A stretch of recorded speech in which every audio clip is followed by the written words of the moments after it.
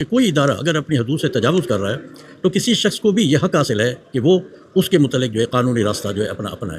اسی چیز کو رکھتے ہوئے میں نے یہ ریٹ داخل کی. آج پریلیمنری ہیئرنگ تھی تو مجھ پہ پہلے آبجیکشن میں نے یہ ریٹ کس کے خلاف داخل کی, کس کو فریق بنایا؟ ہاں, اسلامی نظریاتی کونسل کو اور سائبر کرائمز ایجنسی کو, نیشنل سائبر, جنہوں نے ریفر کیا تھا, ایک مراسلہ بھیجا تھا اسی کی ویڈیو کے متعلق کہ یہ آپ ملاحظہ کریں اسلامی نظریاتی کونسل کو اور اس پہ ہمیں رائے دیں کہ یہ گستاخی میں آتا ہے یا نہیں. انہوں نے بھی اپنی حدود سے تجاوز کیا. انویسٹیگیشن اتھارٹی کا یہ کام نہیں ہوتا کہ وہ مذہبی رائے لے کر اس کو پارٹ آف دیٹ بنائے.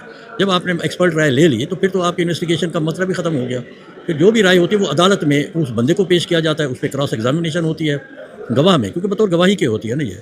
تو اس حوالے سے جب میں نے یہ دیکھا تو میں نے کہا انہیں تو تجاوز کیا ہے. پھر آرٹیکل 229 اور ریڈ ود آرٹیکل 230 وہ کلیئرلی اور کینڈیڈلی ڈیفائن کرتا ہے اسلامی نظریاتی کونسل کی پاور کو. اور ان دونوں میں یہ ہے کہ جب کوئی پریزیڈنٹ, گورنر یا اسمبلی یہ مناسب سمجھے تو وہ ان سے رائے لے سکتا ہے اباؤٹ دا پروپوزڈ لا کہ ہم یہ قانون بنانے جا رہے ہیں, یعنی ایک بل کی صورت میں اس پہ آپ رائے دیں کہ یہ قرآن و سنت کے مطابق ہے یا نہیں. اس کے علاوہ ان کا کوئی رول ایسا نہیں ہے. ان کا یہ رول نہیں ہے کہ فتوی دیں, کسی شخص کی جو ہے اسٹیٹمنٹ کو ایگزامن کریں. اسی طریقے سے ہم یہ کہتے ہیں کہ اس طرح اگر یہ چیز ہوئی تو پھر تو کوئی بھی جو ہے وہ رائے دے سکتا ہے. اور خاص طور پر مرزا یعنی کہ انجینئر صاحب, میں ان کو اکثر کہا کرتا ہوں یہ بغیر بریک کے گاڑی ہے, بریکیں نہیں لگاتے, ہر ایک کو رگڑا لگا دیتے ہیں, دوسرے الفاظ میں ہر ایک کی منجی ٹھوک دیتے ہیں. تو نظریاتی کونسل میں جو ممبرز ہیں تقریباً ان کے بھی سب, کیونکہ صاحب ہر مکتب میں فکر ان کو تو بریکیں لگانی چاہیے. نہیں, انہوں نے موقع سمجھا, انہوں نے منجی ٹھوک دی اس کی فتویٰ دے کے نا, حالانکہ ان کو بھی بریک لگنی چاہیے تھی. اچھا, میں چاہ رہا تھا کہ آئین کا جو آرٹیکل 229 ہے, آپ کی اجازت سے یہ میرے سامنے ہی ہے, اگر میں پڑھ دوں. یہ آئین کا آرٹیکل ہے جس کے تحت کونسل آف اسلامک آئیڈیالوجی یعنی اسلامی نظریاتی کونسل کا قیام ہوا. 229 میں آئین پاکستان کہتا ہے کہ صدر مملکت, گورنر کسی صوبے کا یا پھر کسی بھی صوبائی اسمبلی یا قومی اسمبلی یا سینٹ کا جو ہے 5 میں سے 2 حصے 2/5 جو ہیں, اگر وہ اسلامک آئیڈیالوجی کونسل کو مشاورت کے لیے درخواست کریں تو کہ کوئی بھی جو مجوزہ قانون سازی ہے یا جو بل ہے قانون کا, کیا وہ اسلام کے تقاضوں کے مطابق ہے یا نہیں, تو پھر اسلامی نظریاتی کونسل اپنی رائے دے سکتی ہے. تو یہ آئین میں لکھ دیا گیا ہے کہ یہ صدر, گورنر یا صوبائی یا قومی یا سینٹ اسمبلیوں کی طرف سے لیٹر آئے گا تو کونسل آف اسلامک آئیڈیالوجی اپنی رائے دے گی. وہ عام مفتیوں کی طرح ہر کسی کی درخواست پہ یا کسی سرکاری ادارے کی درخواست پہ وہ اپنے رائے نہیں دے گی. اچھا, پھر اس میں جو آگے جا کے فنکشنز بھی اس میں بیان کیے گئے ہیں, اس کے اندر بھی تمام جو ان کے فنکشنز ہیں ان میں یہی کہا گیا ہے کہ قانون سازی کی حد تک اور قوانین کی حد تک, اور وہ بھی مجوزہ قانون سازی جو کہ پینڈنگ ہو, اس پہ کونسل آف اسلامک آئیڈیالوجی رائے دے سکتی ہے. تو آج پھر اسلام آباد ہائی کورٹ میں کون سے بینچ یہ سن رہا ہے اور وہاں پہ کیا بحث ہوئی؟ اس کو مسٹر جسٹس محسن اختر کیانی صاحب نے سنا, پریلیمنری ہیئرنگ تھی تو انہوں نے جو ہے مجھ سے کوئی سوالات کیے. پہلے تو انہوں نے یہی کہا کہ اچھا بتائیں آر یو ایگری پارٹی, آپ کو کیا مسئلہ ہے. میں نے کہا جناب پہلے تو یہ پبلک انٹرسٹ کا ہے, کیونکہ وہی ہے چمن تک آ گئی دیوار زندہ ہم نہ کہتے تھے, تو کل کو یہ مجھ پہ بھی آ سکتے ہیں. اینڈ میں I am known for my out of box opinions, پہلے بھی مجھ پہ فتوے لگ چکے ہیں. تو اسی لیے اگر یہ ٹرینڈ جاری رہا تو یہ لوگ جو ہے پھر کل کو بھی اسی طرح سے میرے متعلق بھی فتویٰ دے سکتے ہیں. ابھی میری ایک کتاب جو ہے وہ آ رہی ہے خدا سے فریب, اس میں میں نے بھی جس طرح سے ان کے غلط خیالات ہیں, کچھ بدعات وغیرہ, ان کو میں نے ٹارگٹ کیا ہے. تو یہ اس میں سے بھی کوئی کیڑے مکوڑے نکال کے جو ہے میرے خلاف جو ہے اگر وہ کر دیں گے تو پھر اس پر جو ہے کل کو وہ بھی ہو سکتا ہے کہ مجھے بھی بغیر سنے نظریاتی کونسل جو ہے وہ کر سکتی ہے. تو اسی لیے جس کو کہتے ہیں حفظ ما تقدم بھی ہے, اور ہم بجائے اس کے کہ ڈیمیج ہو جائے پھر میں جو ہے وہ رو پیٹوں, تو یہ بات غلط ہے. تو اسی لیے میں نے کہا جی میں ایگری پارٹی ہوں اس میں. دوسری بات ہے رول آف لا جو ہے میں نے اس کی بات کی ہے کہ let the law run its own rule. یہی وجہ ہے کہ ایگزیکٹو آرڈر جو ہے یہ آئین کو امینڈ نہیں کر سکتا, کیونکہ آئین کو خود اسمبلی امینڈ کر سکتی ہے. تیسرا اسی حساب سے میں نے کہا جی کہ یہ آئین جو ہوتا ہے یہ ایک پٹڑی کی طرح ہوتا ہے, قانون پٹڑی کی طرح, تو ٹرین کو اس پٹڑی پہ چلنا چاہیے.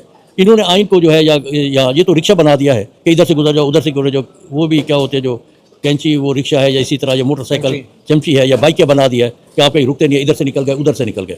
قانون ایک ٹریک پہ چلتا ہے, یہ ٹرین کی طرح ہے, اس کی پٹڑی ہے, اس سے یہ آگے پیچھے نہیں ہونا چاہیے. تو اسی لیے میں نے اس کو چلے. تو اب اس میں فریق کس کو بنایا ہے؟ فریق پہلے تو اسلامی نظریاتی کونسل کو بنایا ہے, دوسرا FIA کو بنایا, تیسرا نیشنل سائبر کرائم ایجنسی کو بنایا. کہ انہوں نے ان کو بھی بھیجنے کا اختیار نہیں ہے, کیونکہ وہ تو پروپوزڈ لا بھیجا جا سکتا ہے. واز اٹ اے پروپوزڈ لا, اس کا جو بیان تھا. اچھا, ان کو اتنا بھی شوق تھا تو نظریاتی کونسل کے بندے کو ڈیورنگ پروسیڈنگ بلائے وہاں. اور یہ ویسے بھی لیس اس کے تحت آتا ہے کہ جی آپ کا سب جوڈیس ہے, یہ عدالت میں کیس ہے, انویسٹیگیشن, آپ اس کو امپریس کر رہے ہیں. پھر نظریاتی کونسل کا فتویٰ جو ہے اس لیے بھی خطرناک ہے, کسی اور مولوی کا تو خطرناک نہیں ہے, وہ اس لیے خطرناک ہے کہ لوگ اس کو سیکرٹری تقدس سمجھتے ہیں.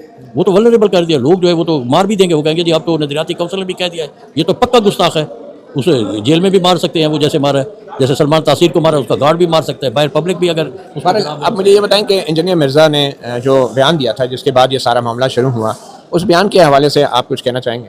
نہیں, میں اسی لیے نہیں کہنا چاہوں گا, بات وہی ہوگی کہ جو غلطی انہوں نے کیا میں وہ غلطی نہیں کر سکتا. انہوں نے بھی اس کو بغیر سنے کیا ہے. میں بھی اسے ابھی ملا نہیں ہوں, نہ آج تک ملا ہوں, نہ میرا ٹیلی فون پہ رابطہ ہے. ہو سکتا ہے وہ ہو سکتا ہے وہ نہ ہو. اب جو اس نے الفاظ کہے ہیں جو ایف آئی آر میں ہیں, ان کی وضاحت جو ہے اگر ہو جائے, وہ ڈبل ایج ویپن ہے.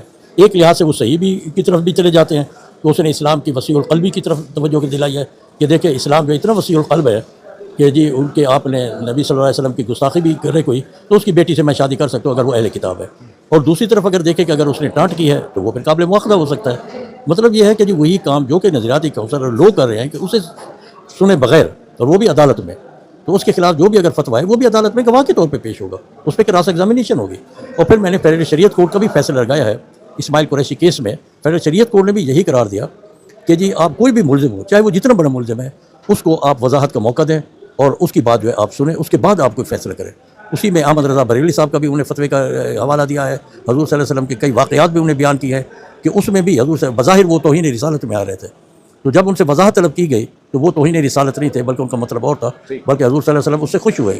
مثلا ایک شخص کو کہا گیا کہ جی آپ جو ہے حضور صلی اللہ علیہ وسلم کے گھر کے نزدیک گھر لے لیں. کسی صحابی نے کہا, ایک صحابی سے, اس کا گھر دور تھا, اسے کہا نہیں میں ادھر جو ہے حضور صلی اللہ علیہ وسلم کے گھر کے قریب گھر نہیں لیتا. اب حضور صلی اللہ علیہ وسلم تک بات پہنچی تو بظاہر یہ ایک تھوڑی سی گستاخی تھی کافی. تو انہوں نے کہا بھی تم نے ایسا کیوں کہا, تم مجھ سے محبت نہیں کرتے. اس نے کہا نہیں جی میں اصل میں جو ثواب مجھے اتنے جو ہے 1000 قدم چل کے نماز کے لیے اور آپ کی زیارت کے لیے جو ثواب ہوتا ہے زیادہ قدم کے چلے تو اس سے میں محروم ہو جاؤں گا. تو یہ خوشی کی بات تھی. اسی طرح کئی چیزیں ایسی ہے. اچھا سر یہ بتائیں کہ ابھی حال ہی میں اسلام آباد ہائی کورٹ میں ایک مبینہ بلاسفیمی گینگ کے حوالے سے کمیشن بنانے کا حکم دیا جسٹس سردار اعجاز اسحاق کی عدالت نے. وہ اپیل میں تو وہ حکم معطل ہو گیا ہے.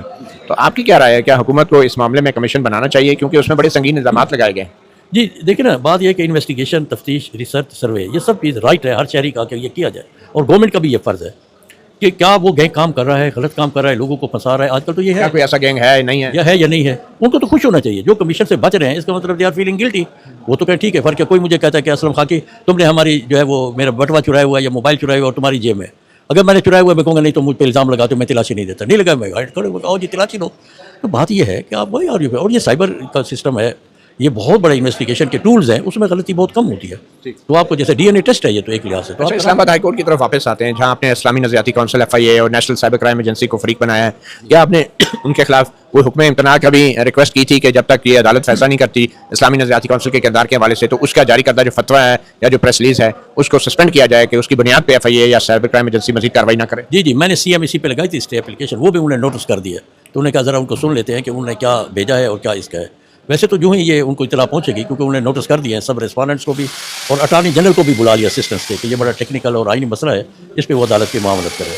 تو جو ہی یہ چیز پہنچتی ہے تو میرے خیال میں آٹومیٹکلی اس پہ عمل جو ہے وہ نہیں ہو سکتا. چلیں بہت شکریہ ڈاکٹر اسلم خاکی, پاکستان میں شرعیہ اللہ کے بڑے ماہر. ایم جے ٹی وی کو آپ نے وقت دیا. اجازت دیجیے, اللہ حافظ.